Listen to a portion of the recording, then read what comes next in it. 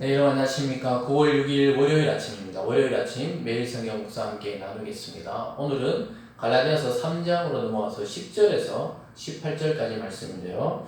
제가 10절과 11절을 읽어드리겠습니다. 무릇 율법 행위에 속한 자들은 저주 아래 있나니 기록된 바 누구든지 율법책에 기록된 대로 모든 일을 항상 행하지 아니한 자는 저주 아래 있는 자라 하였습니다.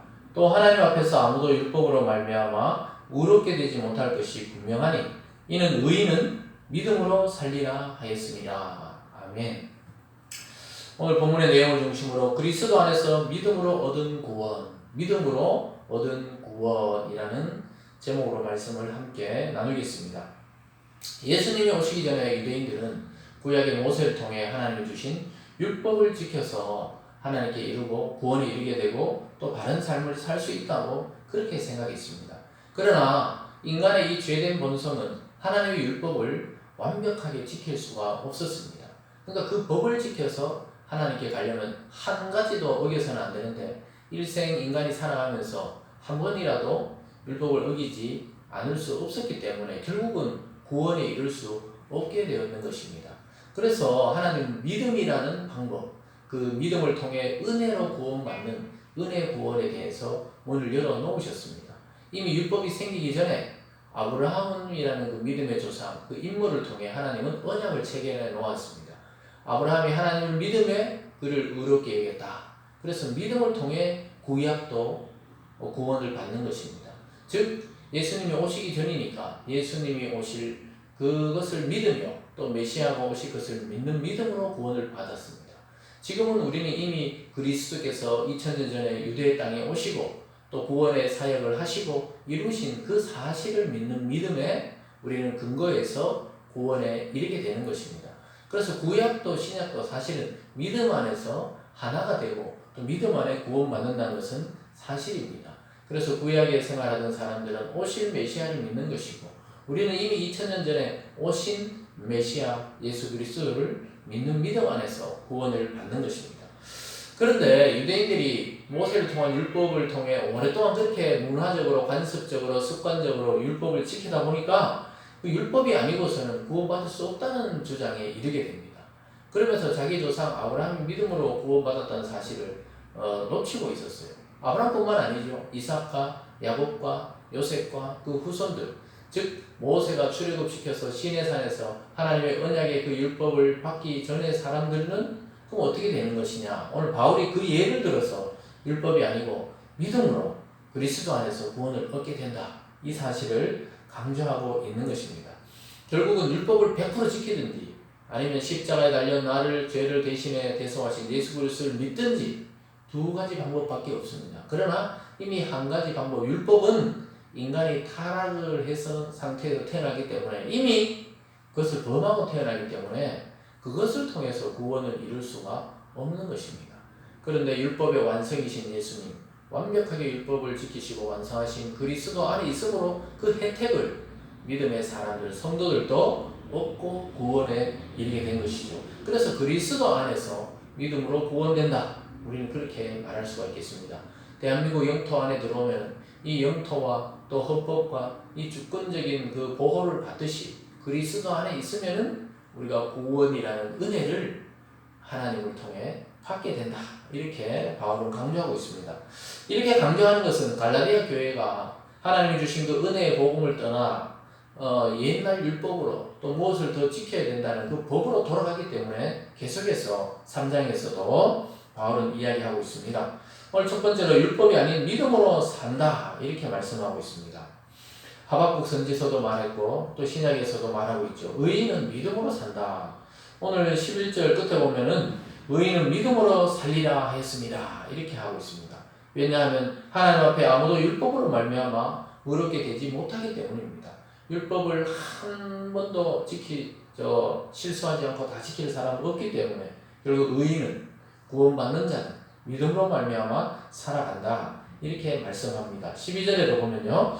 율법은 믿음에서 난 것이 아니니 율법을 행하는 자는 그 가운데서 살리라 하였느니라. 이렇게 말씀합니다.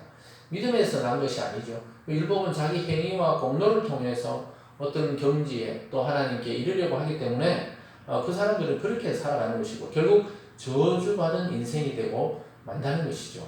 율법 아래서 법을 통해 뭘 구원을 이루려 하는 것은 그 저주받은 인생이라고 합니다. 은혜로 사랑으로 구원받는 자가 참된 구원에 이른 자라고 말씀하고 있습니다.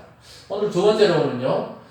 그 구원이 가능하도록 우리를 속량하신 예수 그리스도의 사역에 대해서 바울은 말씀하고 있습니다. 율법의 저주에서 벗어날 수 있도록 우리 죄를 사해 주시고 속량 즉 값을 치러 주신 분이 있는데 그분이 바로 예수 그리스도였다고 말씀합니다. 13절과 14절입니다.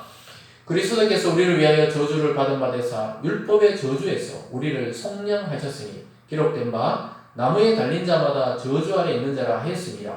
이는 그리스도 예수 안에서 아브라함의 복이 이방인에게 미치게 하고 또 우리로 하여금 믿음으로 말미암아 성령의 약속을 받게 하려 함이라.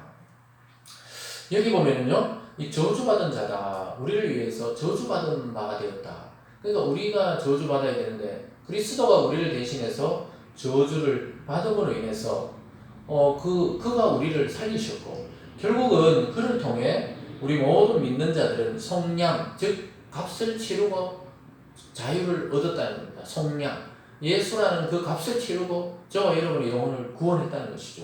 그래서 구약의 나무에 달린 자마다 저주다 이 말이 십자가에 달린 그리스도를 상징하는 것이죠. 다 저주받았다고 생각했죠. 근데 그 저주는 사실 우리에게 돌려져야 되는데 주님이 저주를 받으시고 우리를 살리셨다. 그리고 그것이 이방인에게까지 미치게 하셨다. 이방인도 그 은혜의 복, 또 하나님의 복, 또 예수 그리스도의 속량의 복을 받고 아브라함의 자녀가 되었다고 말씀하고 있습니다. 이것이 바로 성령을 통해 그 일을 행하신다고 말씀하고 있습니다. 여러분 그리스도인들도 그 믿음을 통해 성령의 약속을 받게 해주시고 우리도 영적으로 아브라함의 후손이 되었고 구원받는 민족이 된 것입니다. 우리 스스로는 멸망을 가져올 뿐이지만 하나님은 성령을 통해 율법의 요구를 이루는 백성이 되게 하셨습니다. 즉 그리스도 안에 이미 이루어진 그 구원을 또 하나님의 말씀인 율법을 따라 살 수 있는 사람으로 우리를 만들어 주셨다 이렇게 말씀하고 있습니다. 그래서 율법이 아는 믿음으로 사는데 어떤 믿음입니까? 그리스도가 우리를 위해 죽으시고 우리의 죄의 값을 치르고 속량 죄에서 벗어나게 하시고 우리를 건지셨다는 그 그리스도의 구원의 사역을 믿는 믿음 안에 우리는 살아가는 것이죠. 오늘 마지막 세 번째를 보면요. 결국 율법보다 뛰어난 믿음에 대해서 주장하고 있습니다. 결국 아브라함도 믿음의 조상인 아브라함도 믿음으로 구원받고 우리도 예수를 믿음으로 구원받는다. 결국 믿음이라는 이 공통 분모죠. 이 안에서 구원을 받는 것이지 그 사이에 타락된 사람들을 위해 생겨났던 그 율법을 통해서 구원받는 게 아니고 이미 믿음으로 구원받은 자가 율법을 행할 힘을 갖고 그 말씀을 따라 산다 이렇게 말씀하고 있습니다. 16절에 보면요. 이 약속들은 아브라함과 그 자손에게 말씀하신 것인데 여럿을 가리켜 그 자손들이라 하지 아니하시고 오직 한 사람을 가리켜 내 자손이라 하셨으니 곧 그리스도라. 결국 약속의 자녀 또 약속의 사람은 누구냐? 예수 그리스도다. 아브라함과 그 약속하셨지만 그 약속의 씨가 물론 육체적으로는 이삭이었지만 궁극적으로는 한 아들 한 자손이신 그리스도 안에서 구약의 모든 말씀이 이루어지고 성취되게 하셨다고 말씀하고 있습니다. 그러면서 17절에 내가 이것을 말하노니 하나님께서 미리 정하신 언약을 430년 후에 생긴 율법이 폐기하지 못하고 그 약속을 헛되게 하지 못하리라. 훨씬 뒤에 율법이 생겨났다는 거예요.